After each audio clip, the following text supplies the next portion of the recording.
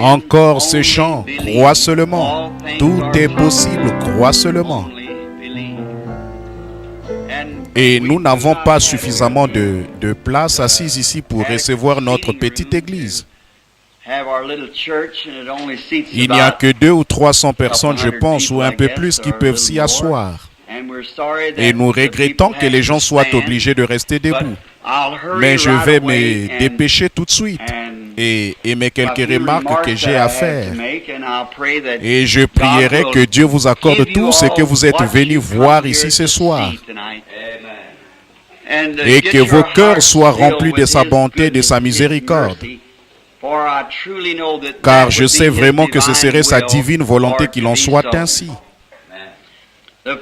La première chose que je veux dire, c'est qu'on regrettera pendant longtemps ici le départ de notre sœur Casey. Malgré son âge avancé, elle avait passé 80 ans, je pense. Et jour après jour, à travers la neige et la pluie, elle s'est dirigée vers l'église du Dieu vivant. L'autre soir, c'était un grand privilège de me tenir à son chevet comme elle s'en allait. Et j'ai dit, me connaissez-vous? Et elle, je ne sais pas si elle m'avait reconnu ou pas. Mais quand j'ai dit, connaissez-vous Jésus? Elle a fait un signe de tête affirmatif, oui, qu'elle le connaissait. Alors j'étais content d'appeler ses enfants, ses petits-enfants, et je crois même ses arrière-petits-enfants, à son chevet de dire, voilà la belle façon de partir.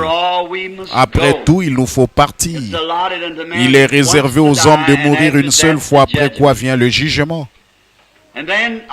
Et puis notre sœur Hall, frère William Hall, pasteur de l'église baptiste de Milltown, qui s'était converti au Seigneur lors d'une des réunions récemment, il y a quelques années, et qui a été guéri d'un cancer grave. Alors que les médecins avaient dit les meilleurs qu'on puisse trouver dans son coin du pays. Et puis le médecin de New Albany avait dit il est mourant. Et il est venu ici et sa femme m'a téléphoné et elle disait, frère Billy, voudrez-vous venir prier pour Will? Il se meurt du cancer. Et nous sommes allés le voir. C'était un cancer du foie. Et ça avait déjà gonflé son foie et il était devenu jaune et était presque inconscient. Et je lui ai demandé si ça ne le dérangeait pas que j'appelle mon ami médecin de la ville ici pour lui parler. C'était le docteur Sam Adair, beaucoup d'entre vous le connaissent. Et le docteur Sam a dit, Billy, il n'y a qu'une seule chose à faire, c'est de l'envoyer à Louisville auprès d'un fameux cancérologue. Et ils l'ont envoyé là-bas pour un examen. Évidemment, comme le médecin de là-bas ne voulait pas lui dire ce qu'il en était, il a appelé le docteur Adair. Et le docteur Adair m'a appelé, il a dit, « Billy, ton ami prédicateur, dans 4 jours, il sera mort. » Il a dit, il n'a plus que 4 jours à vivre. Il a dit, parce que le cancer a rongé son foie. J'ai dit, « Docteur, n'y a-t-il plus rien que tu puisses faire pour lui ?» Il a dit, « Billy, nous ne pourrions pas lui enlever le foie et qu'il reste en vie. » Et il a dit, s'il est prédicateur, il devrait être prêt à partir. J'ai dit, ça, je crois qu'il l'est. Alors c'était dur pour moi d'aller annoncer à sa précieuse épouse que frère Will Hall mourrait dans 4 jours. La famille Wright ici, assise ici, en est témoin ainsi que beaucoup d'autres. Et où? Je suis allé annoncer à Madame Hall, dans 4 jours, Will sera mort. Le médecin a dit que son foie est rongé par le cancer. Alors je suis rentré à la maison. Le lendemain matin, beaucoup de gens viennent à la maison, vous savez. Alors il faut que je m'éloigne un peu de temps à autre. Je reviens d'un tel voyage là-bas au Kentucky où je suis allé à la chasse. Et ce matin-là, j'allais chasser l'écureuil. Je me suis réveillé de bonne heure, j'ai regardé dehors, il n'y avait personne sur la voie d'accès à la maison. Alors je suis allé prendre mon vieux chapeau et ma carabine de calibre 22 et j'étais sur le point de sortir et j'ai vu une pomme suspendue là. C'était une pomme d'apparence la plus horrible que j'ai jamais vue. J'ai pensé, pourquoi est-ce que mesdames mis une pomme comme celle-là au mur? Ratatinée, rongée par les vers. Et j'ai remarqué qu'elle n'était pas accrochée au mur, elle flottait dans l'air. Et je me suis agenouillé avec mon vieux chapeau et mon fusil à la main. Et j'ai vu une autre pomme, puis une autre pomme, jusqu'à ce qu'il y ait là 5 pommes. Et puis une très grosse pomme avec les rayures rouges est descendue et a happé 5 fois. Et elle a simplement coupé les pommes en morceaux et les a avalées. Et j'ai pensé, qu'est-ce que c'est?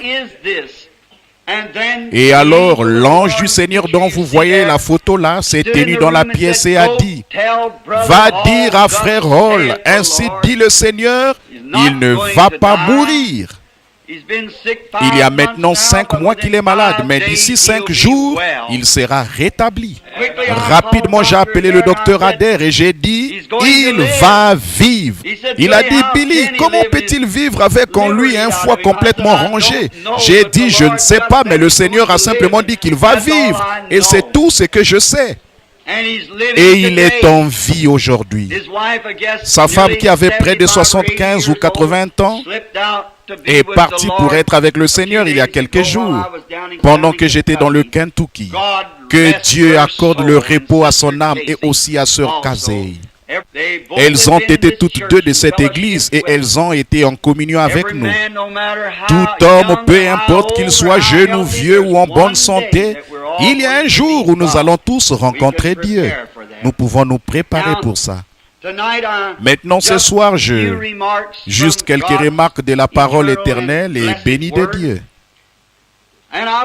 Et je voudrais en lire juste un passage ici qui se trouve dans le livre de Marc, au chapitre 11 de Marc. Je veux parler sur la foi, juste pendant quelques instants, parce que beaucoup d'entre vous sont debout, vous aurez mal aux jambes. Je vais commencer au verset 20. Je vais le lire d'après le lexique du grec original. Et le matin, comme ils passaient, ils virent le figuier séché depuis les racines. Et Pierre, se ressouvenant de ce qui s'était passé, lui dit, « Rabbi, voici le figuier que tu as maudit est sec. » Jésus répondant leur dit, « Ayez foi en Dieu. En vérité, je vous dis que quiconque dira à cette montagne, ôte-toi et jette-toi dans la mer, et qui ne doutera pas dans son cœur, mais croira que ce qu'il dit se fait, tout ce qu'il aura dit lui sera fait. » Quelle promesse bénie! La foi en Dieu. Pour beaucoup de gens, c'est quelque chose de stupéfiant. Et pourtant, nous devrions avoir honte de confesser que nous n'avons pas foi en Dieu. D'abord, il y a des lâches qui meurent 10 000 fois pendant qu'ils sont ici sur terre. Mais un héros ne meurt jamais.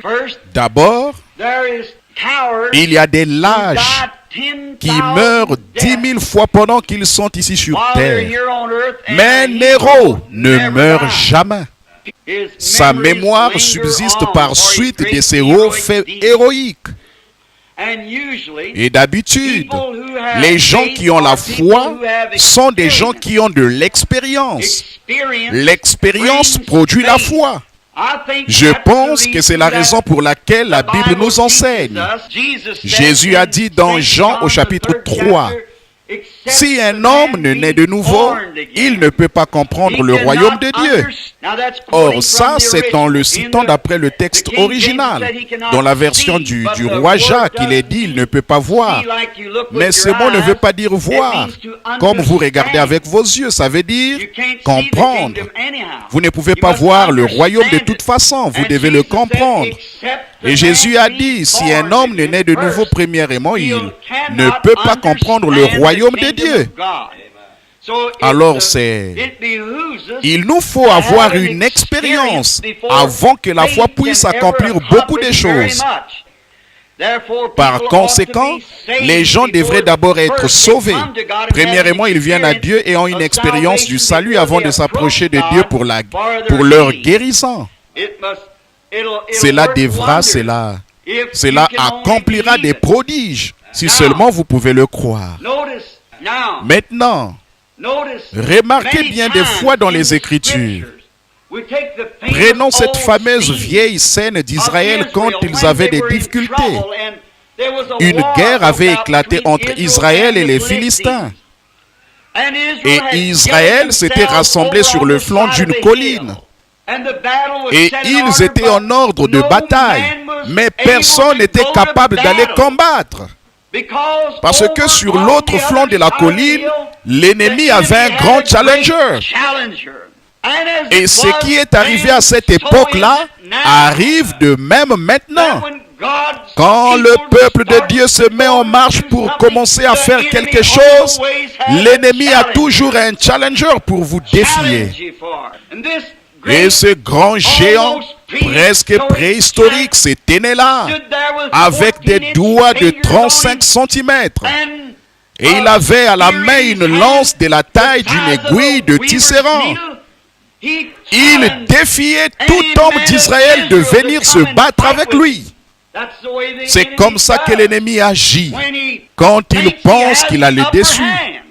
Il ne le fera jamais quand il voit une foi victorieuse. Mais il le fera uniquement quand il sait qu'il a réussi à vous intimider. C'est là que l'Église ne peut pas bouger. Quand il a l'aiguille de tisserand sur vous. Mais pendant que dans les armées des Israélites, Saoul le grand guerrier, s'il y avait un homme dans toute l'armée qui était plus apte à pouvoir aller se battre avec ces géants, c'était Saoul. Premièrement, il était un guerrier bien entraîné. Il connaissait toutes les manœuvres, comment esquiver les lances et comment les parer avec son bouclier. Et en plus de ça, il dépassait d'une tête tous les hommes de son armée. Physiquement, il faisait plus le poids. C'était un entraîneur d'hommes. Mais ce qui est arrivé dans le cas de Saoul à l'époque, nous voyons que c'est la même chose aujourd'hui parmi les gens qui fréquentent l'Église. Certains d'entre eux qui sont des érudits, avec la plus solide formation, ont quelquefois la plus petite foi en Dieu. Ils ont doctorat en philosophie et doctorat en théologie et ils essaient de l'expliquer. Ou ils essaient d'éviter le fait même de faire face à la parole de Dieu. Ils essaient de trouver une explication convaincante qui va dans un autre sens, et c'est vrai. Tout notre savoir, toute notre formation ne nous mettra jamais en position d'affronter l'ennemi. Il faut la foi en Dieu pour le faire, et rien que ça. Mais si nous remarquons, pendant que ce géant était là à se vanter, ce grand théologien, dirait-on, s'était né là avec une solide formation pour savoir comment se battre. Mais il n'avait jamais eu aucune expérience avec Dieu. Et c'est vraiment dommage aujourd'hui de voir des hommes et des femmes qui ont vécu dans l'Église, qui ont été élevés, inscrits sur les registres dès la naissance et qui connaissent bien la Bible, mais qui pourtant n'ont jamais témoigné d'une expérience avec Dieu. Ce dont nous avons besoin, c'est de revenir à une expérience qui touche vraiment le cœur pour savoir en qui vous croyez. Non pas des récits, mais le Dieu vivant et vrai qui vit maintenant. Et là, au milieu de tout ça, en retrait derrière les champs, Dieu avait un jeune garçon au teint rosé du nom de David. Il gardait les brebis de son père. Et pendant qu'il gardait ses brebis, il avait eu des expériences. Et c'est son père qui l'a envoyé là-bas auprès des armées pour apporter à ses frères des gâteaux de figues et des gâteaux de raisin. Et pendant qu'il était là-bas, il a vu ce grand géant s'avancer et se vanter haut et fort. Or, le petit David ne faisait pas le poids du tout. D'abord, il n'était qu'un jeune garçon. Et puis, il était un garçon au teint rosé. Ce qui veut dire que c'était un gringalet, comme on l'appellerait. Et il ne faisait pas le poids du tout. Il n'avait jamais tenu une épée dans sa main. Peut-être qu'il n'avait jamais soulevé un bouclier de sa vie. Il ne connaissait rien de la formation militaire. Mais il y avait une chose qu'il connaissait bien. Il connaissait son Dieu. C'est ça l'essentiel. Il connaissait celui en qui il avait cru. Et alors, quand le géant a lancé son défi, David, il y avait une autre chose qu'il connaissait. Ce qui était bien et ce qui était mal. Parfois, nous qui fréquentons l'église, il semble que nous n'avons pas ainsi dire l'intelligence spirituelle qu'il faut pour faire la différence. Si nous l'avons, il n'y a pas de différence dans notre comportement. Mais il savait ce qui était bien et ce qui était mal. Il savait que c'était mal pour ces Philistins de défier les armées du Dieu vivant. Alors il a prononcé ces mots. Vous n'allez pas me dire que vous allez laisser ce Philistin circoncis se tenir là et défier les armées du Dieu vivant. Quelle réprimande pour une armée bien entraînée. Quelle réprimande aujourd'hui qu'une petite lavandière qui peut-être ne connaît pas son alphabet, mais elle peut se tenir en face d'un ecclésiastique bien formé qui déclare que les jours des miracles sont passés. Elle va défier ses propos en disant: à un moment donné, j'étais estropié ou malade et maintenant je suis guéri. Peut-être qu'elle ne connaît pas tous les tenants et les aboutissants de la théologie, mais elle connaît Dieu. Après tout, c'est ça qui est exigé.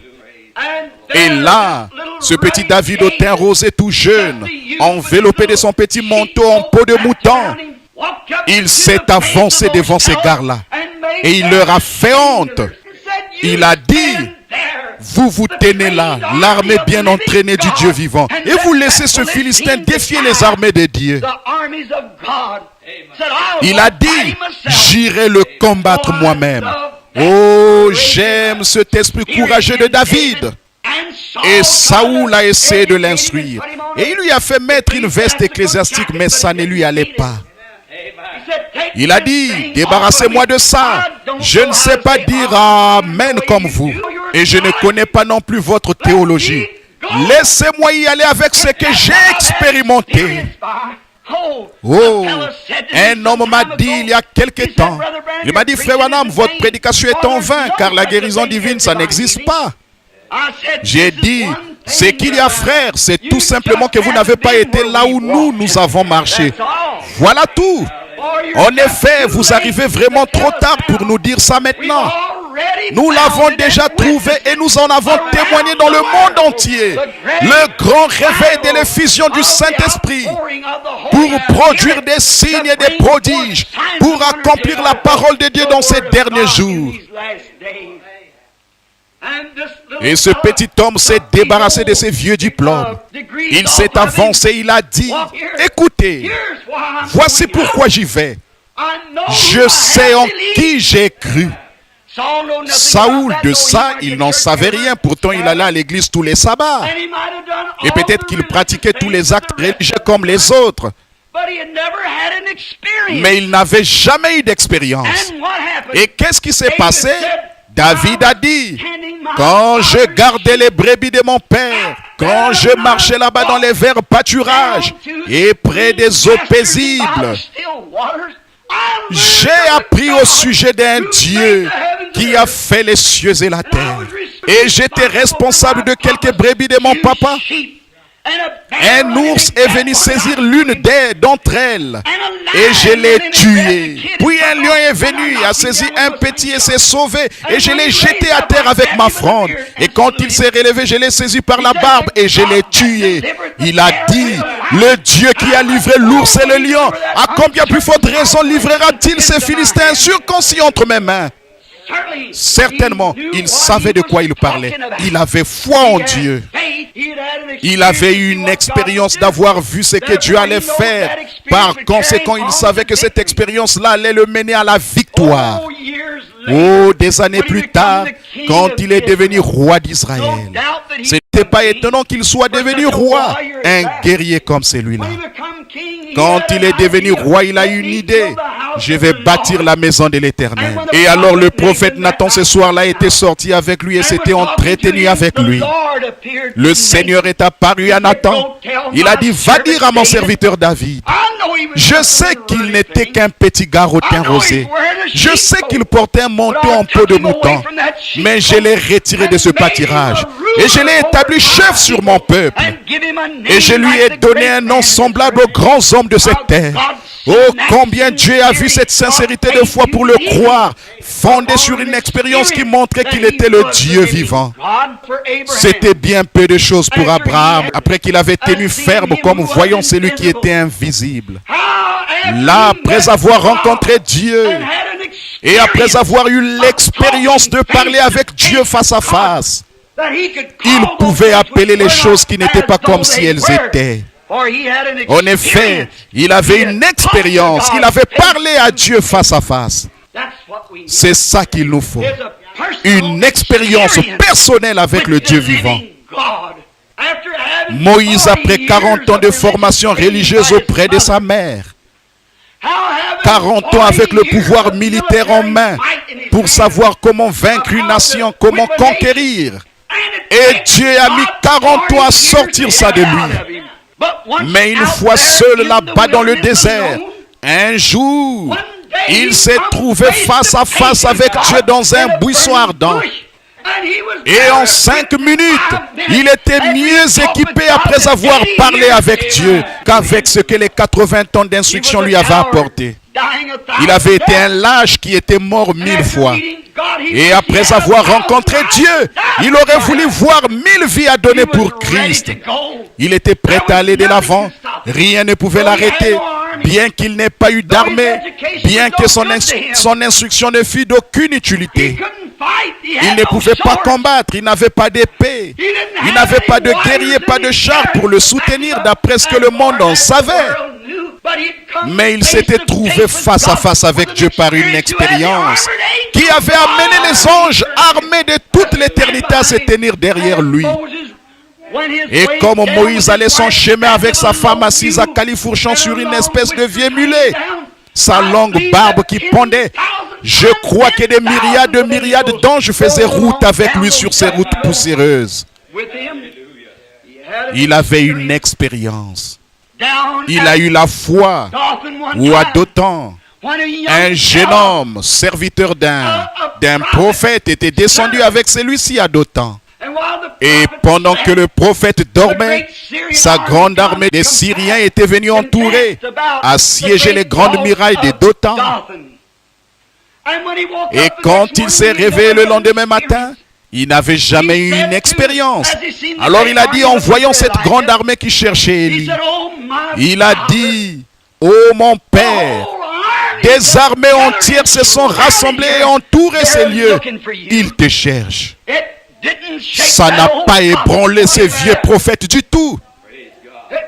Ça aurait pu être le cancer, ça aurait pu être la tuberculose, ça aurait pu être une attaque, mais ça n'a pas ébranlé ces prophètes. Il l'a regardé, il a dit, fils, ceux qui sont avec nous sont en plus grand nombre que ceux qui sont avec eux. Il a dit, je ne peux voir que toi et moi. Il a dit, ouvre ses yeux, ô Dieu, pour qu'il puisse voir. Donne-lui une expérience. Et quand ses yeux se sont ouverts, il a regardé et les montagnes étaient toutes pleines de chars et de feu et de chevaux de feu tout autour de ce vieillard, ce saint prophète. Il a eu une expérience. Il n'y avait plus de doute dans sa pensée à ce moment-là. Il y a eu Samson qui, avec une mâchoire de mulet, a tué 1 millier de Philistins parce qu'il avait eu une expérience. Il était né de nouveau. Il avait eu une expérience. Il était un Naziréen. Et le Dieu du ciel était avec lui.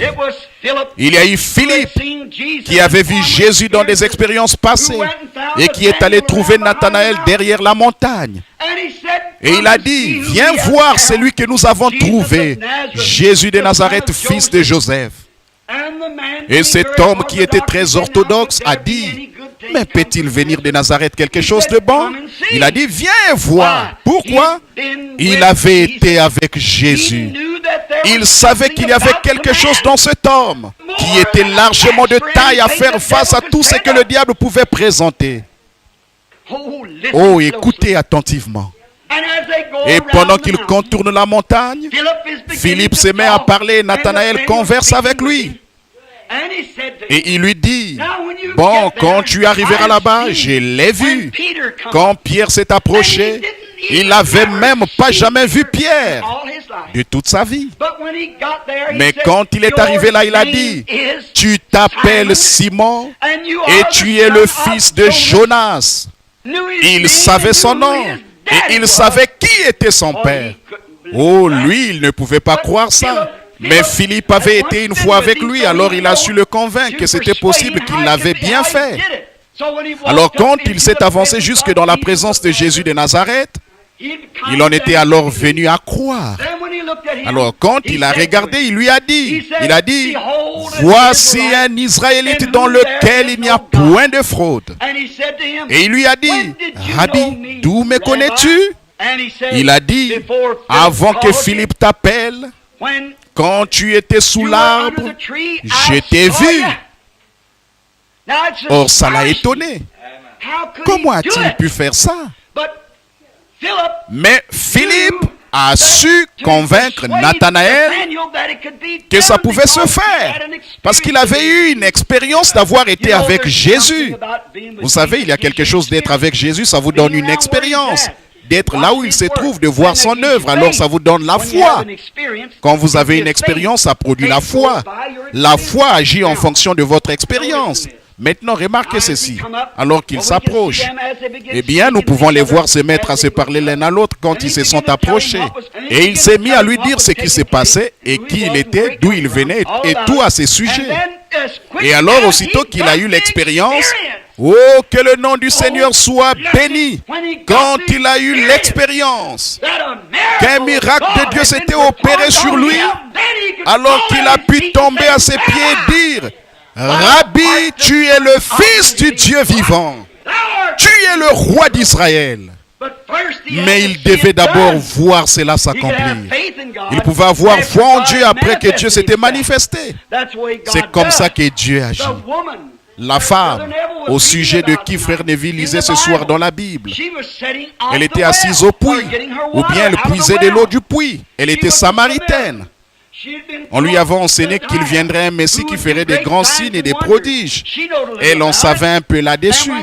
Et quand ils ont plongé le seau dans le puits pour puiser de l'eau, Jésus a dit, apporte-moi à boire. Elle a dit, mais tu n'as rien pour puiser. Et pourquoi me demandes-tu à boire étant donné que tu es? D'abord, en tant que Samaritaine, nous n'avons pas de relation les uns avec les autres. Ainsi de suite, la conversation s'est produite. Au bout d'un moment, voici ce qui s'est passé. Il a trouvé où était son problème. Rappelez-vous, quand elle s'était présentée là, d'abord c'était pour le critiquer, car il était juif. Mais il a dit, va chercher ton mari et viens ici. Elle a dit, je n'ai pas de mari. Il a dit, c'est vrai, tu en as 5. Et celui que tu as maintenant n'est pas ton mari. Et très vite, aussitôt que ça s'est produit, elle a été intriguée dans sa pensée. Rappelez-vous, elle avait fréquenté une église froide et formaliste. Elle ne savait pas quoi faire. Elle a dit, eh bien maintenant, monsieur, je vois que tu es prophète. Nous savons que quand le Messie sera venu, il nous dira ces choses. Il a dit, je le suis, moi qui te parle. Oh, quelle expérience! Je le suis, moi qui parle avec toi. Et qu'a-t-elle dit? Elle a couru dans la ville avec une expérience dont elle avait été témoin que Jésus était le Fils du Dieu vivant. Pourquoi? Elle avait vu une puissance œuvrer en lui, qui avait accompli un miracle, qui lui avait dit qui elle était, et où se trouvait son péché, et où se trouvait son problème. Donc elle pouvait courir et dire, vraiment c'est le Fils de Dieu. Venez voir un homme qui m'a dit ce que j'ai fait. Ne serait-ce point le Messie? Maintenant, remarquez encore, dans quelques instants, il y avait une femme qui avait une perte de sang. Elle avait pleuré, elle avait tout essayé pour se rétablir. Elle n'y était pas arrivée. Elle s'est frayé un schéma à travers la foule et elle a touché le bord de son vêtement car elle croyait. Alors quoi? La foi vient de ce qu'on entend. Ce qu'on entend vient de la parole de Dieu. Elle s'est frayé un chemin parce que la foi vient de ce qu'on entend. Elle a touché son vêtement. Elle a dit, avec ça, je suis satisfaite. Je l'ai touché. Et elle retourne dans la foule en croyant dans son cœur que quelque chose se passerait. Oh, si seulement les gens aujourd'hui pouvaient saisir ça, croire. Et quand ça s'est produit, Jésus s'est retourné et elle a dit, qui m'a touché? Et Pierre a dit, tout le monde te touche. Pourquoi dis-tu qui m'a touché? Pierre a dit, tout le monde te touche. Pourquoi dis-tu qui m'a touché? Il a dit, mais je me suis affaibli, je suis si affaibli. De la vertu, de la force est sortie de moi, je suis affaibli. Et il a dit, eh bien, comment l'as-tu su? Et il a promené ses regards sur la foule. Elle pensait qu'elle était cachée. Elle était tout au fond, cachée dans la foule. Et quand Jésus s'est retourné, il l'a regardé, il lui a dit quel était son problème et qu'elle avait été guérie. C'est alors qu'elle a pu tomber à ses pieds et tout confesser.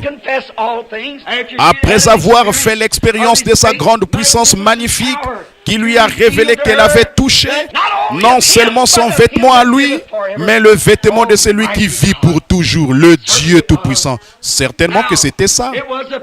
Alors, il y a eu ces gens le jour de la Pentecôte qui étaient craintifs et ils étaient dans une chambre haute. Les portes étaient toutes fermées.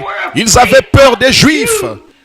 Mais quand Dieu est venu sous la forme du Saint-Esprit, et qu'il a baptisé chaque personne de ce groupe du baptême du Saint-Esprit et de feu, c'est là qu'ils ont pu aller dans la rue. Et cet homme qui avait juré en présence de Jésus quelques jours auparavant a pu dire, homme juif, et vous qui séjournez à Jérusalem, sachez ceci et prêtez l'oreille à mes paroles. Ces gens ne sont pas ivres comme vous le supposez, car c'est la 3e heure du jour. Mais c'est ici ce qui a été dit par le prophète Joël. Certainement, après qu'il avait eu une expérience, avant de passer par l'expérience, il avait la foi pour y croire. Mais après que l'expérience est venue, l'expérience a produit les résultats. Certainement que oui. Or, ces gens à qui Jésus parlait là à propos de l'arbre. Maintenant, remarquez, un petit instant maintenant alors que nous terminons. Comme il s'approchait sortait du temple un jour, il est allé en courant vers un arbre pour voir si on pouvait trouver quelque chose à manger sur cet arbre. Il n'y avait rien, parce que ce n'était pas la saison des figues. Comme il n'avait rien pu trouver, il a dit à l'arbre que désormais, personne ne mange de ton fruit, que personne n'en mange. Et le lendemain, il n'avait pas vu la moindre différence dans l'arbre à cet instant-là. Il n'y avait aucun résultat apparent, aucun résultat physique apparent. Maintenant, voici ce que je voudrais que vous saisissiez. Il n'y avait aucun résultat apparent. Mais qu'avait-il dit? Que personne ne mange de ton fruit. Et 24 heures plus tard, vers midi le lendemain, ils sont passés à côté du même arbre. Et là, ils ont remarqué que l'arbre avait commencé à sécher. Et Pierre a dit, regarde l'arbre que tu as maudit. Il sèche déjà depuis les racines. Maintenant, observez ce que Jésus a dit alors que nous terminons. Ayez foi en Dieu. Quoi? D'abord, il leur avait montré sa puissance. Il avait montré sur un figuier ce qu'il pouvait faire. En effet, quand il demandait quelque chose au Père, il croyait qu'il recevrait ce qu'il demandait. Alors il leur a dit, vous ayez foi en Dieu. Car je vous le dis, si vous disiez à cette montagne, ôte-toi de là, transporte-toi et jette-toi dans la mer. Et si vous ne doutez pas en votre cœur, mais croyez que ce que vous dites arrive, ce que vous aurez dit vous sera fait. Saisissez-vous, c'est ici dans le lexique du grec original, vous voyez. Croyez que ce que vous dites arrivera. Ce que vous aurez dit vous sera accordé. Ayez foi en Dieu.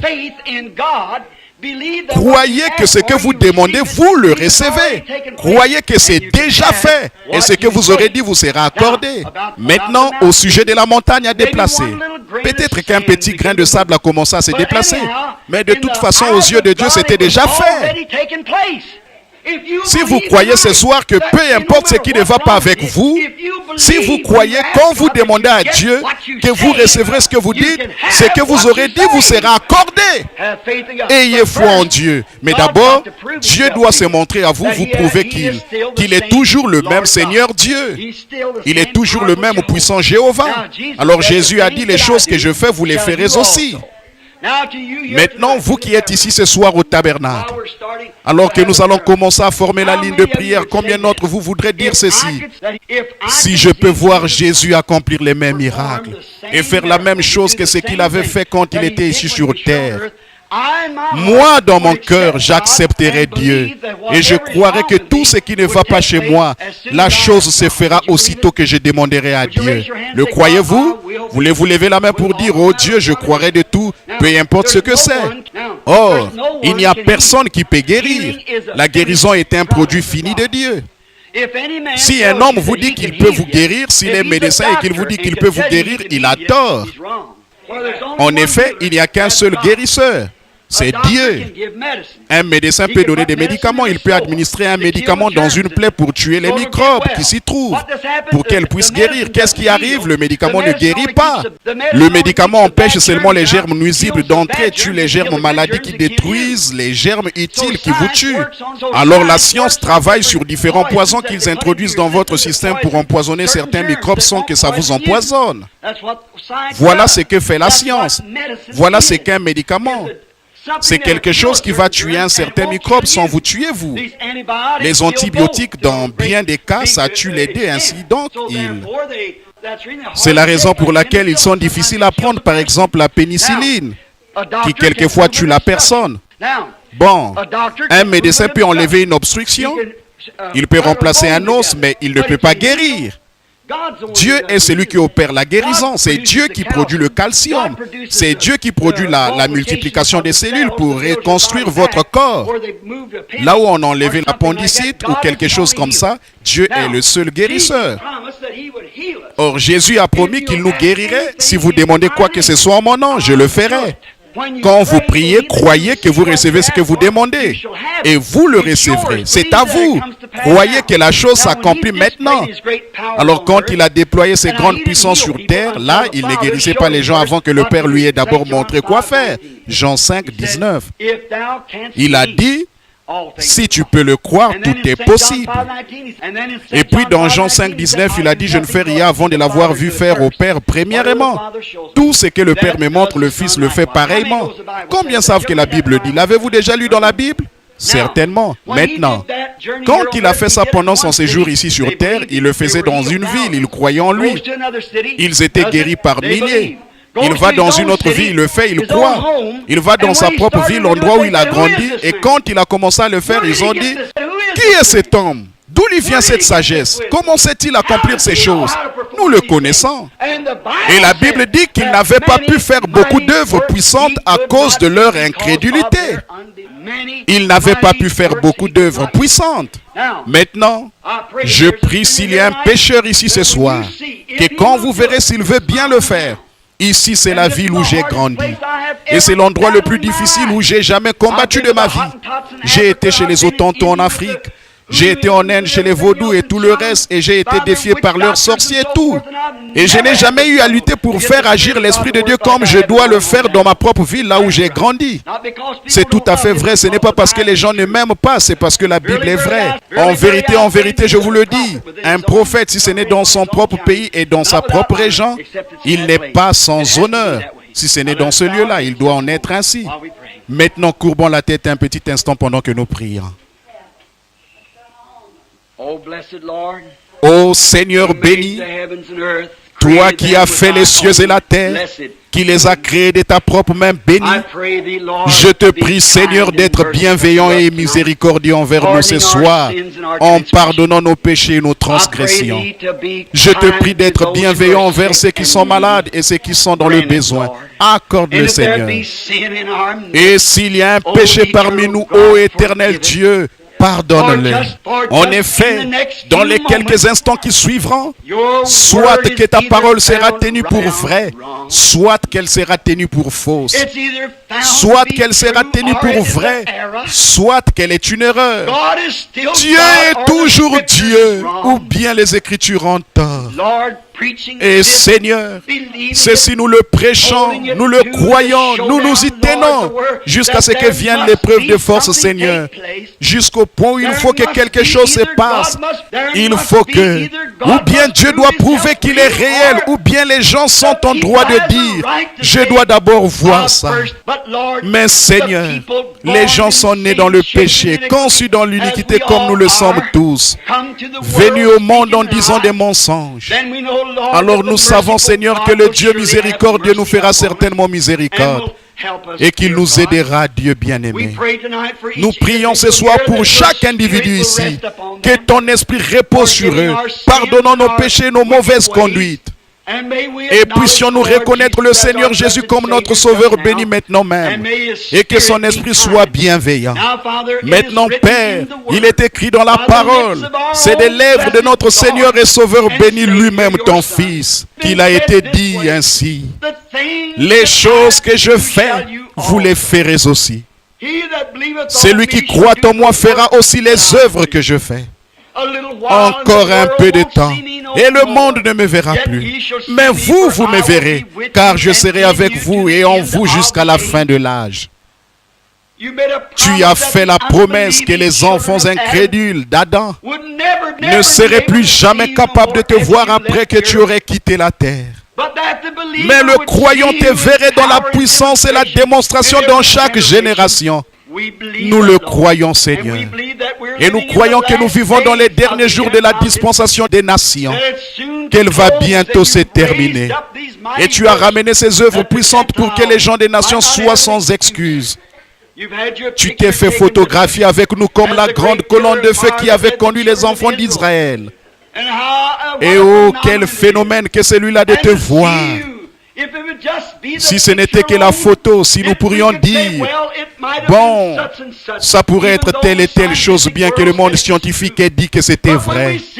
Mais quand nous voyons l'Esprit descendre et se manifester et faire les mêmes choses qu'il avait faites, alors nous sommes forcés de reconnaître qu'il s'agit là du Seigneur ressuscité.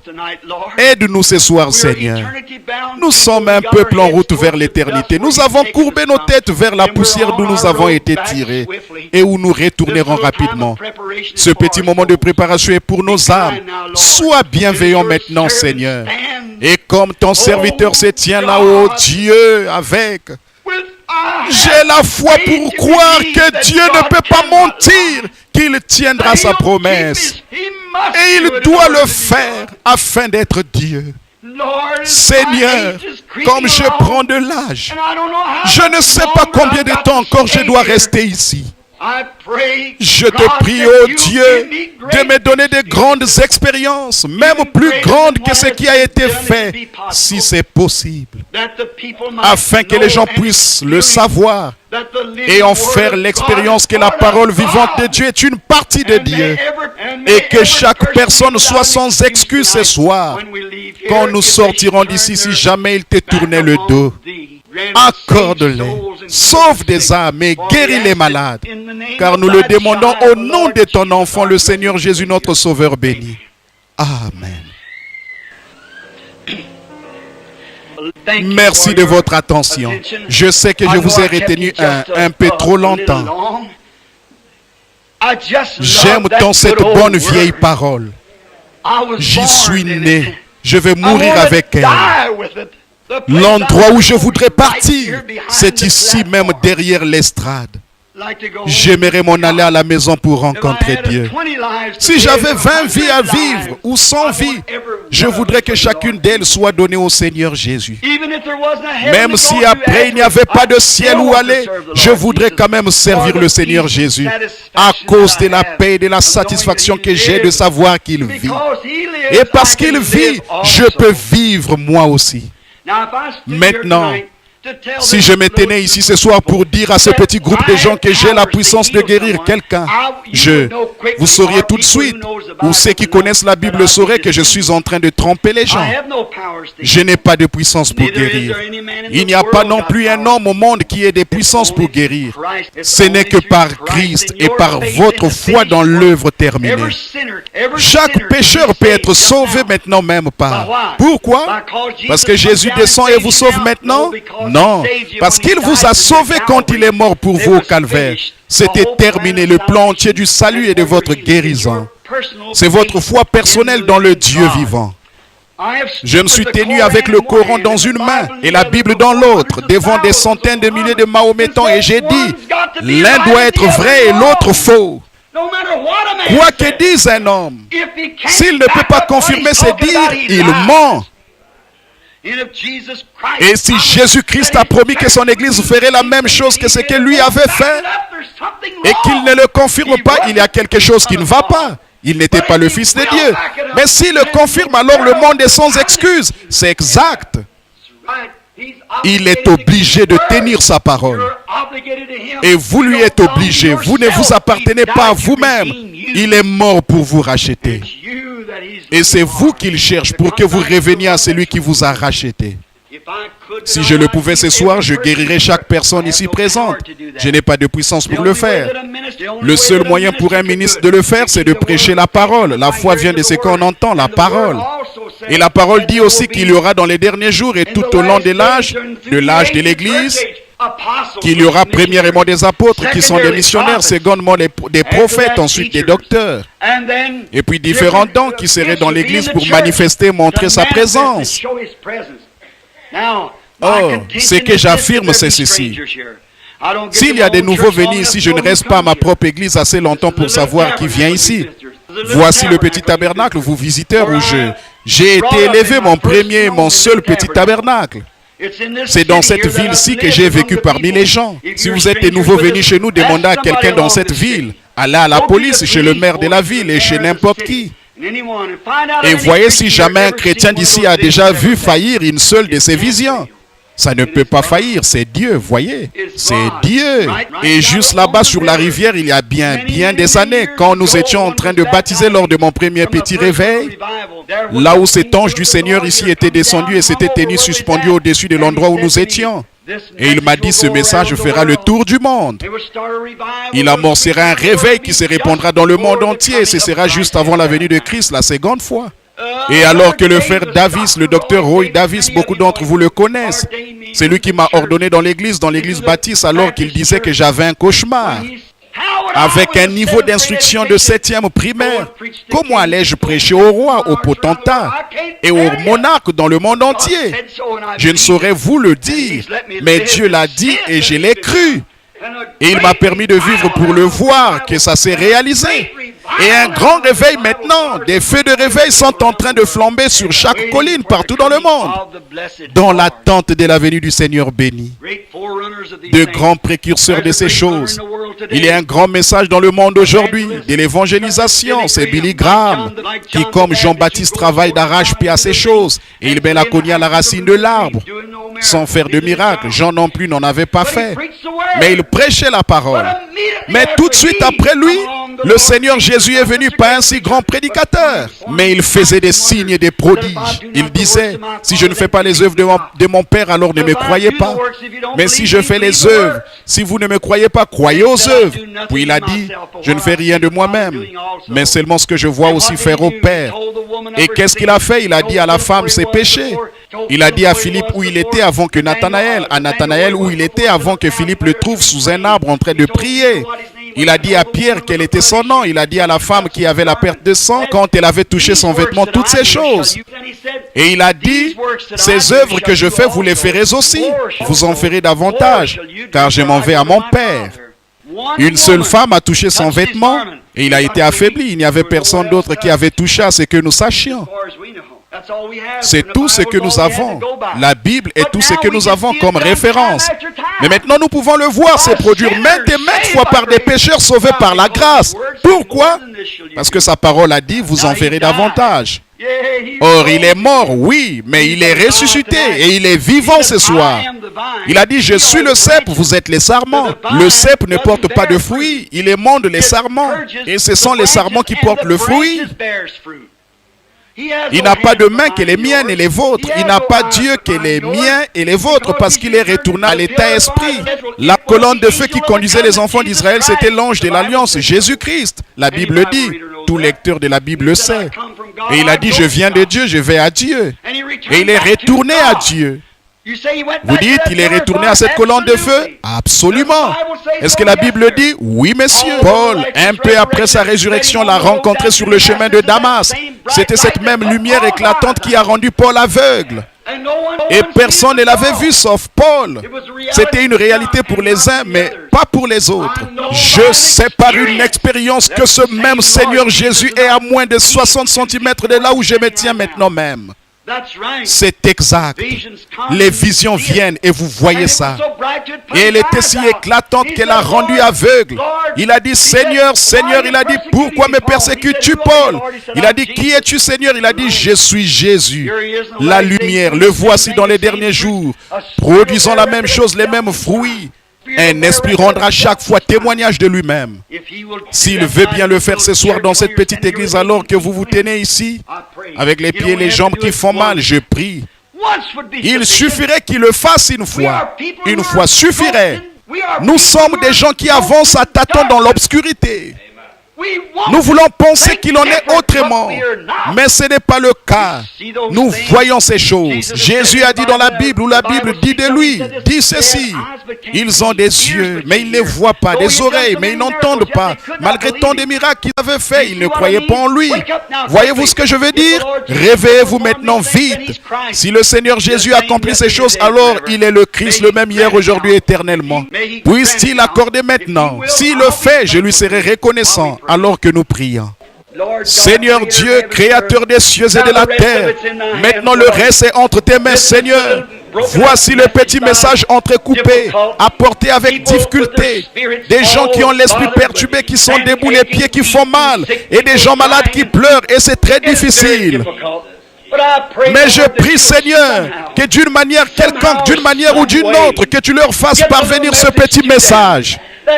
Ces hommes qui ont la foi, qui croient que tu as promis que tout est possible.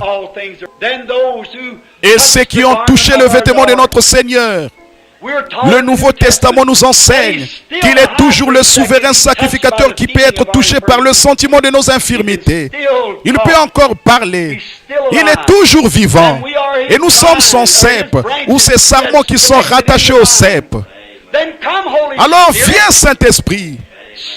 Parle et donne-nous la lumière. Donne-nous la guérison. Donne-nous le pardon de nos péchés. Et fais de nous ton peuple. Car nous demandons ceci au nom de Jésus et pour sa gloire. Amen. Je ne sais pas comment nous pourrions procéder pour faire tenir les malades ici. Nous ne pouvons pas en faire venir beaucoup à la fois. Voyons voir des cartes de prière. Est-ce que vous en... Bon. Il y a 2 frères de plus qui viennent distribuer des cartes de prière, Dean et Léo. Ils ne sont pas arrivés. Aussi, ils n'ont pas distribué beaucoup de cartes. Je crois que Billy avait combien? Il n'en avait que 50. Vous n'êtes pas obligé d'en avoir. Évidemment, il n'y en a que quelques-unes. On les mêle. On peut en faire venir un petit nombre ici, jusqu'ici. Alors, c'était quoi? De 1 à 50. C'était 1 à 50. Comment vont-ils faire? Ils viennent là et ils battent les cartes, les distribuent entre vous. Seulement pour vous parler, simplement pour contacter. Tenez, placez-vous de ce côté-ci parce que je crois que la voix ne passe pas comme il faut dans ce petit microphone-ci. Si le Saint-Esprit révèle pourquoi vous êtes ici, comme à la femme au puits qui était venue au Seigneur Jésus. Et Jésus a dit, ces choses que je fais, vous les ferez aussi. Et s'il révèle ce que vous attendez de lui, ce que vous voulez, quel est votre problème? Croiriez-vous que c'était lui? Croiriez-vous? Il saurait que ça ne pourrait pas venir que d'une puissance surnaturelle. Maintenant, si la dame, si je disais, madame, vous voulez de l'argent parce que vous avez une dette à régler, vous en aurez. Elle aurait le droit d'en douter. Si je disais vous êtes malade et vous allez vous rétablir, elle aurait le droit d'en douter, elle ne saurait pas. Mais si le Saint-Esprit retourne en arrière et montre quelque chose, qu'elle faisait quelque chose, ça elle saura si c'était vrai ou pas. Elle sera même d'en juger, voyez. Ce sera à elle d'en juger, voyez. Vous dites que vous êtes en train de faire quoi là, frère Branham? Après avoir prêché comme ça et dans mon église locale ici, j'attends que cette onction descende. Que ce Saint-Esprit béni donne l'onction. Et j'ai confiance qu'il le fera pour la gloire de Dieu. Maintenant que la dame, elle est ici, elle a la tête inclinée, ses yeux sont fermés, elle est en prière. Elle est en prière. Je veux que vous priez pour ce que vous voulez obtenir. Que le Seigneur le révèle et ce sera à vous d'en juger. Cette femme, si l'auditoire peut encore entendre ma voix, elle souffre d'une nervosité extrême. Je vois un médecin qui fait quelque chose. Il lui met un truc autour du bras. Et il dit qu'elle a de l'hypertension, c'est vrai.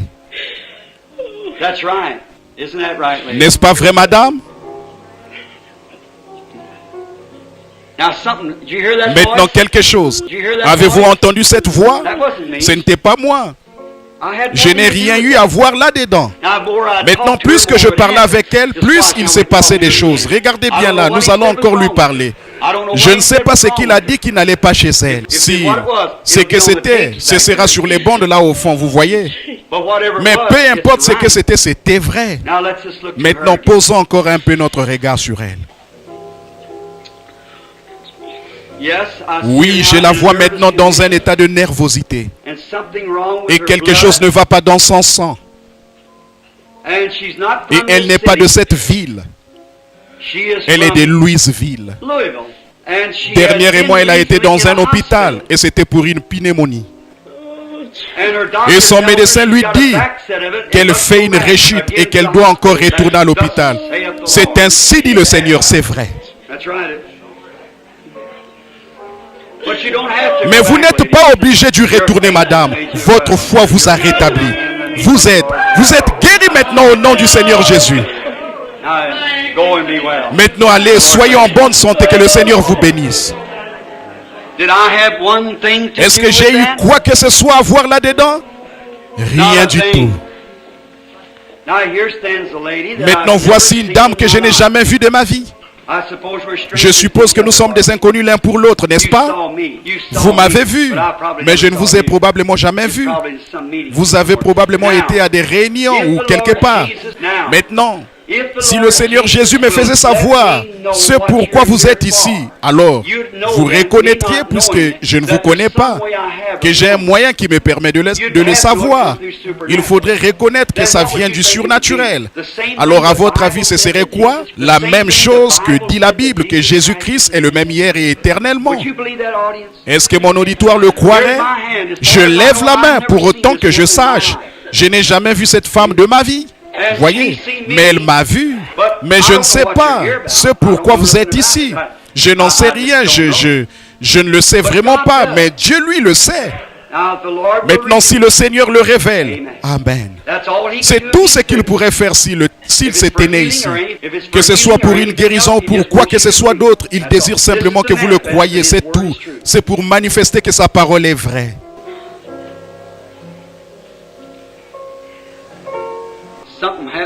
Il s'est passé quelque chose dans l'auditoire là. Ayez la foi. Maintenant, il semble que... Maintenant, si vous pouviez voir entre moi et la femme. Vous souffrez d'une faiblesse. Vous avez des moments de grande faiblesse. C'est exact. Vraiment une faiblesse extrême, nerveuse, faible. Mais ce n'est pas la raison de votre présence ici. Vous êtes ici pour quelqu'un d'autre. Et c'est un homme. C'est votre mari. Il ne pouvait pas venir parce qu'il souffre d'une maladie cardiaque grave et de nervosité. Et vous n'êtes pas de cette ville. Vous êtes d'un endroit appelé Columbia. Columbia dans le Kentucky. Vous appelez Lottie Goodin. Votre mari s'appelle Hilmer. Rentrez chez vous et trouvez la chose comme vous l'avez cru. Et que Dieu vous l'accorde au nom du Seigneur Jésus. Croyez seulement. Et la foi. Maintenant, ne doutez pas. Croyez seulement. Je suppose que nous sommes des inconnus l'un pour l'autre, messieurs. Maintenant, voici deux hommes. Tout comme Philippe qui était allé trouver Nathanaël et l'avait amené au Seigneur. Je ne vous connais pas et vous ne me connaissez pas. Mais Dieu nous connaît tous les deux. Vous êtes conscient qu'il se passe quelque chose en ce moment même. Voyez, de vous tenir devant un homme, vous ne ressentiriez pas ça. Cette sensation humble et douce. Maintenant, si seulement vous pouviez voir, il y a une lumière qui se déplace et qui se pose entre moi et cet homme. Maintenant, il disparaît devant moi. Et il n'est pas ici pour lui-même. Il est ici pour quelqu'un d'autre. C'est un parent, un neveu. Et il est dans les forces armées, dans la marine. Mais il n'est pas loin d'ici. Il est à proximité d'un endroit où il y a beaucoup d'installations militaires. C'est un hôpital et c'est Fort Knox. Et il est aveugle par suite d'un coup de fusil. Et le médecin dit qu'il n'y a pas d'espoir pour lui. C'est ainsi dit le Seigneur. Le croyez-vous? Alors qu'il en soit ainsi selon votre foi, mon frère. Et recevez au nom de notre Seigneur Jésus. Amen. Croyez-vous? Que Dieu vous bénisse, mon cher frère. C'est vous la personne suivante. Bonjour. Qu'il est aimable, notre Sauveur béni. Qu'il est omniprésent. Qu'il est ce même Jésus qui s'est tenu en Galilée. Un petit instant. Est-ce que c'est cet homme-là qui était sur l'estrade tout à l'heure? Lequel de ces hommes était-ce? Cet homme-là? Bien. Vous pouvez vous asseoir. Il s'agit de cette dame ici au bout avec le chapeau rouge. Oui. Vous êtes en train de prier pour un ami qui est alcoolique. C'est exact, bien. Si vous pouvez le croire, vous pouvez le recevoir. Amen. Bien. Croirez-vous? Je ne vous connais pas. Je ne vous ai jamais vu de ma vie. Nous sommes des inconnus l'un pour l'autre. Mais si le Seigneur Dieu du ciel se manifeste dans sa puissance et révèle qu'il est le même hier, aujourd'hui et éternellement, croirez-vous en lui? Voyons un peu, est-ce que c'est 3 ou personne ou... Il y en a eu plus que ça qui sont passés, n'est-ce pas? 3, c'est une confirmation, bien sûr. Mais quoi qu'il en soit, vous êtes ici pour quelqu'un d'autre. C'est ça votre désir principal. Et c'est pour un homme. Et cet homme, c'est votre fils. Et il souffre d'une maladie de cœur. Et il y a eu quelque chose qui lui est arrivé. C'est une attaque. Et ça l'a partiellement paralysé. Et vous aussi, vous êtes malade. Vous souffrez de colite. C'est une affection intestinale. C'est ainsi dit le Seigneur. Et autre chose, je vois un messager qui va d'un endroit à l'autre. Non. C'est quelqu'un qui était venu ici au tabernacle il y a quelque temps qui avait demandé qu'on prie pour vous. Et le Seigneur vous avait guéri. C'est ainsi dit le Seigneur. Si c'est vrai, levez les mains. Vous croyez que vous recevez ce que vous demandez? Alors qu'il vous soit fait, ma soeur, selon ce que le Seigneur Jésus a pourvu. Amen. Bonjour. Est-ce que tout le monde croit? Vous croyez de tout votre cœur? Et la foi là. Qu'est-ce? Il faut que je parle là une seconde si vous me permettez. En effet, il y en a encore d'autres dont je dois m'occuper et je vais juste me reposer un petit instant. Vous ne vous rendez pas compte ce que ça vous fait? C'est pire qu'épris. Bien sûr. Combien se rappellent que le grand prophète Daniel a eu une seule vision et il a eu la tête troublée pendant plusieurs jours? Vous vous rappelez, bien sûr, voyez, c'est seulement sa grâce. Maintenant, vous dans l'auditoire qui n'êtes pas dans la ligne de prière, commencez donc à regarder par ici. Vous dites, frère Branham, est-ce que ça servira à quelque chose? Bien sûr, demandez simplement au Seigneur Jésus. Dites, Père béni, laisse-moi toucher ton vêtement. Et le seul moyen pour moi de savoir que tu m'as touché ou que tu m'as entendu, c'est si tu parles à travers les lèvres de cet homme et que tu me dis ce que je demande comme là-haut sur l'estrade. Je crois en toi. Vous qui n'avez pas de carte de prière maintenant, priez, croyez-le de cette manière-là. Ne doutez pas, et seulement la foi. Maintenant, est-ce la malade, frère Neville? C'est la malade? Je ne l'ai pas fait exprès de vous laisser debout là, mais c'est... Vous pouvez vous imaginer ce qui se passe? Sommes-nous des inconnus l'un pour l'autre? Nous le sommes. Maintenant que ce soit une chose réglée. Cette femme m'est inconnue. Je ne la connaissais pas. Je ne l'ai jamais vue de ma vie. Et c'est la première fois que nous nous rencontrons. C'est exact. C'est la première fois que nous posons les yeux l'un sur l'autre. Et elle est simplement une femme qui est venue ici sur l'estrade. Quelqu'un lui a donné une carte de prière et elle est simplement venue ici sur l'estrade. C'est tout ce que je sais d'elle. Mais le Seigneur Jésus peut le relever. Et s'il peut le relever, alors il est le même hier, aujourd'hui et éternellement. C'est exactement ce qu'il a promis de faire. Et si cette promesse-là s'accomplit, il accomplira chaque promesse qu'il a faite. Et il a promis de vous guérir si vous le croyez. Voyez-vous ce que je veux dire maintenant? Ça ne peut pas faillir. Il faut qu'il en soit ainsi. Oh, béni soit son nom. Il ne peut tout simplement pas faillir. Si le Seigneur Jésus me fait savoir ce qui s'est déjà passé dans votre vie, certainement qu'il saura ce qui se passera dans votre vie. Ce sera à vous d'en juger. Combien diront, je croirai de tout mon cœur si cette femme lève les mains, que vous le faites tous les deux pour dire que vous ne vous êtes jamais rencontrés avant et que le Seigneur Jésus le révèle. Je croirai de tout votre cœur. Le feriez-vous? Dieu ne veut pas que nous soyons paresseux. Il veut que nous ayons la foi. Nous voici dans la chair, la Bible posée ici. Et tous les deux, nous voici debout ici. Cette dame souffre d'une nervosité extrême.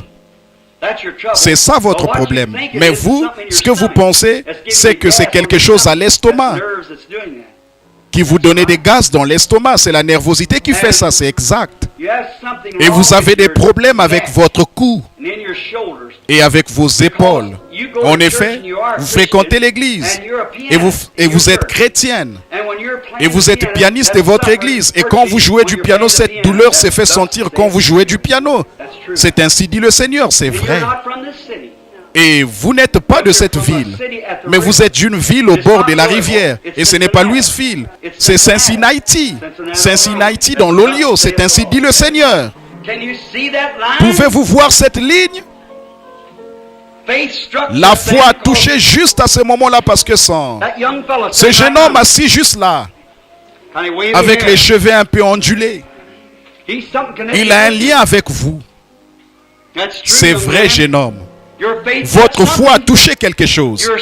Vous souffrez d'une hernie. C'est exact. Vous venez aussi de Cincinnati. C'est vrai. Vous croyez? Une petite dame a haussé les épaules. Elle est assise juste ici avec un chapeau rose, un châle autour d'elle. Elle a des problèmes avec ses yeux, c'est vrai. Elle aussi vient de Cincinnati, c'est vrai. Et je vais vous dire, vous croyez que je suis le prophète de Dieu? Vous le croyez? Vous priez pour un mari qui s'est mis à boire.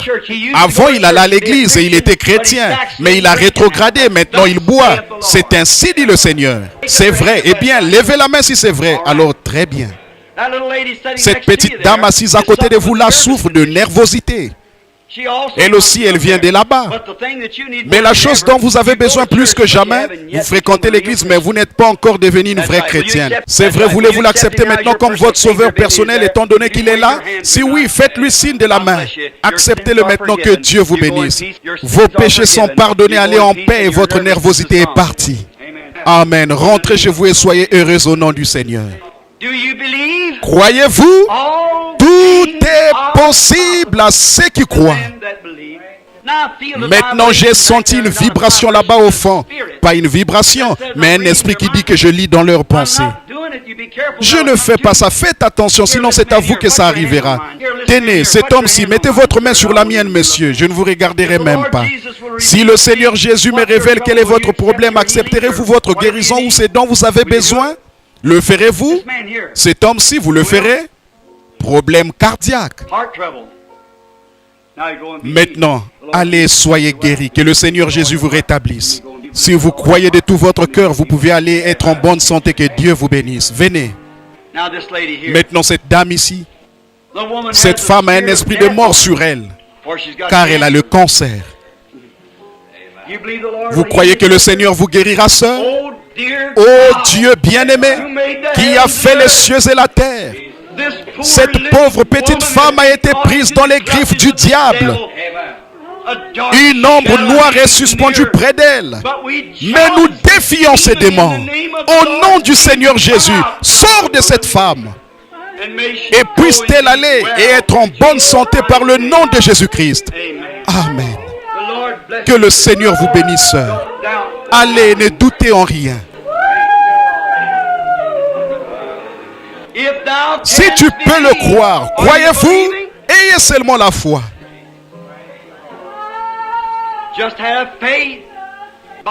La Bible dit, si tu peux le croire, tout est possible. Mais c'est le seul moyen par lequel ça peut se faire. Nous sommes des inconnus l'un pour l'autre, messieurs. Mais le Seigneur nous connaît tous les deux. S'il me révèle ce pourquoi vous êtes ici, le recevrez-vous? Vous avez des problèmes d'estomac.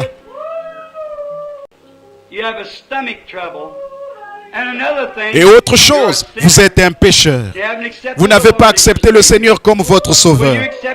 Voulez-vous l'accepter comme votre sauveur? Levez les mains vers lui. Acceptez-le comme votre sauveur. Et je vous déclare au nom de Christ, guéri de vos problèmes d'estomac. Allez, ne péchez plus. Amen. Sois miséricorde Dieu, Dieu vivant. Vous croyez que Dieu vous guérit de ces problèmes cardiaques? Alors allez là-bas et soyez guéris au nom du Seigneur Jésus.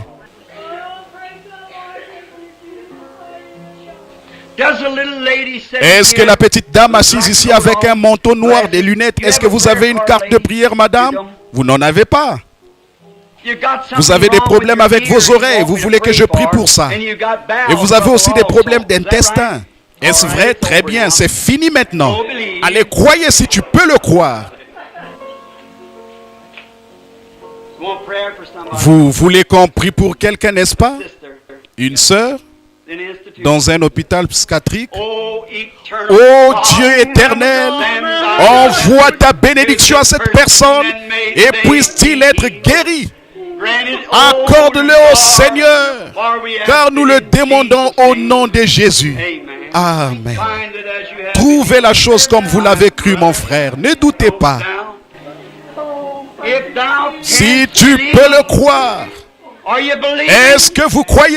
Oh, quel moment glorieux ça pourrait être pour tous si vous croyez. Il semble y avoir une lumière autour de la femme qui est plutôt corpulente, qui me regarde juste ici derrière. C'est la dame qui est dans la rangée. Cela s'éloigne d'elle parce que cette dame vient d'être guérie. Mais la dame à côté a quelque chose comme de la tension artérielle, de l'hypotension. Vous croyez que le Seigneur vous guérira, madame? Si tu peux le croire, tout est possible. Le croyez-vous, madame? Celle qui regarde autour d'elle là, en croyant de... Vous le croyez de tout votre cœur? Oui, vous l'acceptez? Très bien. Vous pouvez aller être rétabli au nom du Seigneur Jésus. L'homme assis juste ici en train de prier. Vous voulez que je vous dise ce que vous êtes en train de dire? Seigneur, guéris-moi de cette sinusite. Très bien. Il le fait au nom du Seigneur Jésus si tu peux le croire.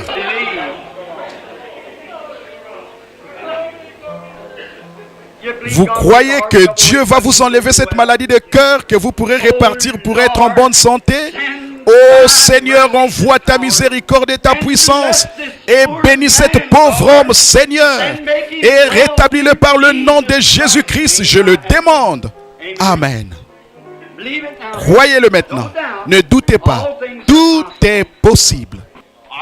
L'arthrite n'est pas une chose difficile à guérir pour Dieu. Vous croyez qu'il le fera? Oh Seigneur, je te prie au nom de Jésus d'envoyer ton esprit sur cette chère femme et de la guérir complètement. Et puisse-t-elle rentrer chez elle dans la joie et qu'elle soit rétablie, sans douter du tout, mais en croyant que la chose arrive maintenant même. Et elle recevra ce qu'elle aura cru. Nous le demandons au nom de Jésus. Amen.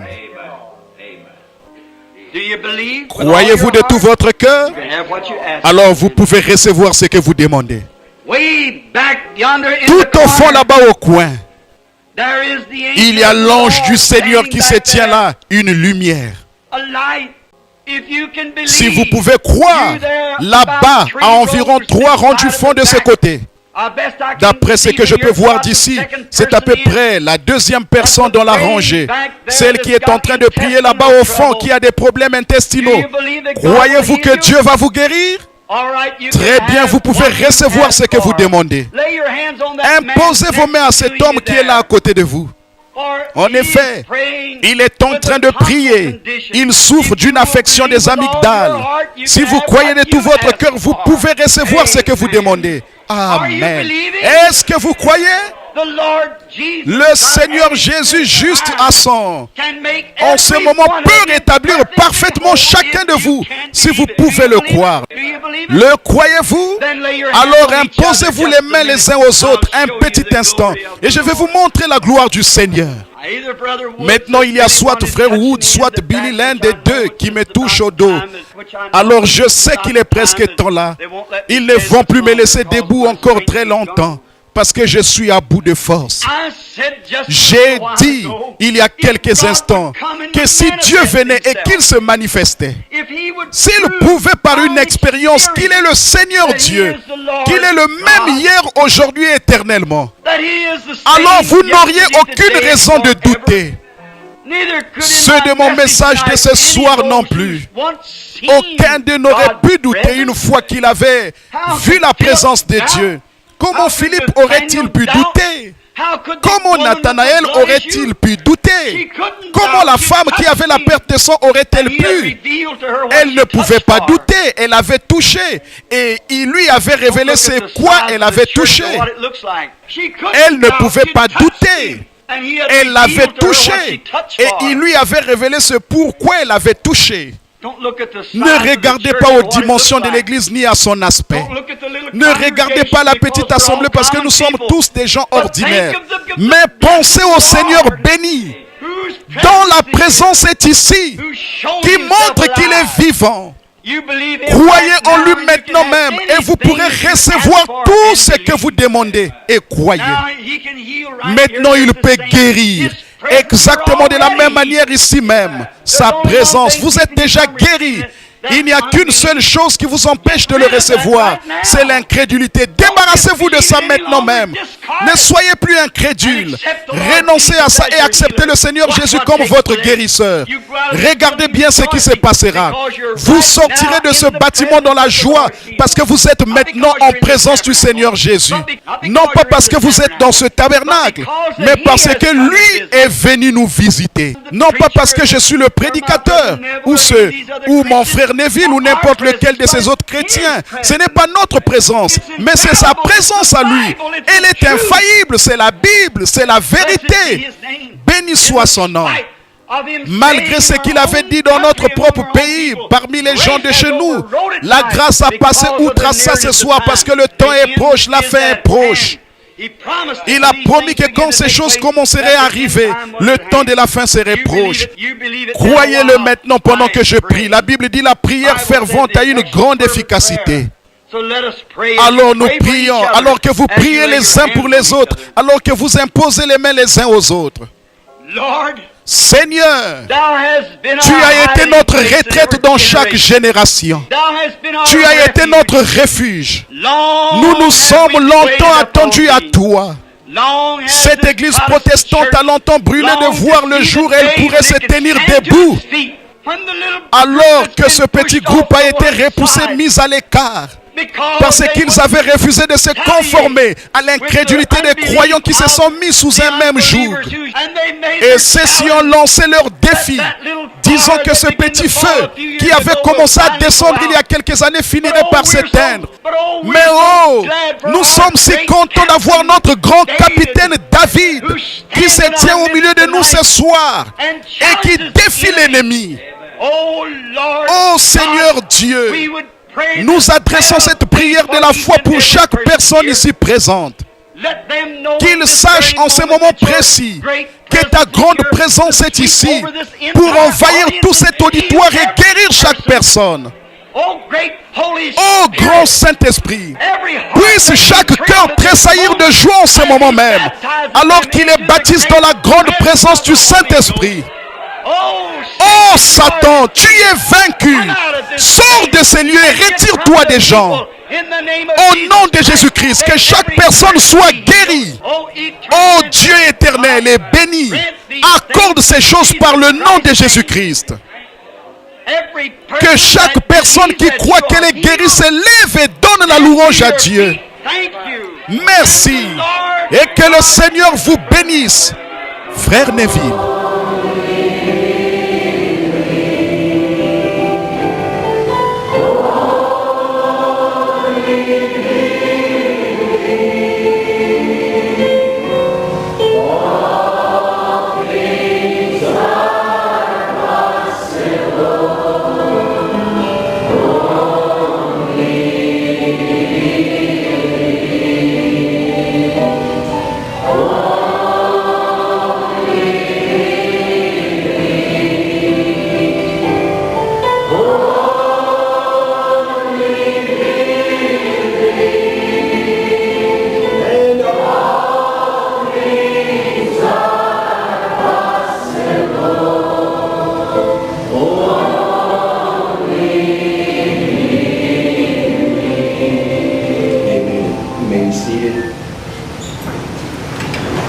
What a privilege it is tonight for me to be able to welcome God's prophet messenger to come and bring us the message of the hour. For truly we say and we believe that it was predestinated to be played for us tonight. God knew that we were going to be listening to it. So let us open up our hearts and hear the message of the hour.